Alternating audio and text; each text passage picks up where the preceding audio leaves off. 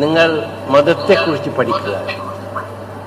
മതം പറയുന്നു നീ സമ്പാദിക്കുന്നതിൽ 2.5% പാവപ്പെട്ടവൻ്റെതാണ്. നീ 100 ഉറുപ്പിക സമ്പാദിച്ചിട്ടുണ്ടെങ്കിൽ, അല്ലെങ്കിൽ 1,00,000 ഉറുപ്പിക നീ സമ്പാദിച്ചിട്ടുണ്ടെങ്കിൽ ഒരു കൊല്ലം, അതിൻ്റെ 2.5% നീ പാവപ്പെട്ടവർക്ക് കൊടുത്തില്ലെങ്കിൽ ഇത് വൈറ്റ് മണി ആവില്ല. നമ്മളിവിടെ വൈറ്റ് മണി ബ്ലാക്ക് മണി പറയുന്നുണ്ടല്ലോ, ടാക്സ്. അപ്പോൾ ഇത് വൈറ്റ് മണി ആവില്ല. അതാണ് മതത്തെ പഠിക്കാൻ പറയുന്നത്. നീ സമ്പാദിച്ചതിൻ്റെ 2.5% നീ സക്കാത്ത് കൊടുക്കണം. റമദാന്റെ പെരുന്നാളിന് കാലത്ത് ഫിത്ർ സക്കാത്ത് എന്ന് പറയുന്നൊരു ചടങ്ങുണ്ട്. അത് 1 ലുക്കുമത്തോ 2 ലുക്കുമത്തോ അരി പാവപ്പെട്ടവർക്ക് ദാനം ചെയ്യണം. കാരണം അവർ ഭക്ഷിക്കാതിരിക്കാൻ സാധിക്കും. അവർ ഭക്ഷിച്ചിട്ടില്ലെങ്കിൽ നീ അതിൻ്റെ ഉത്തരവാദി.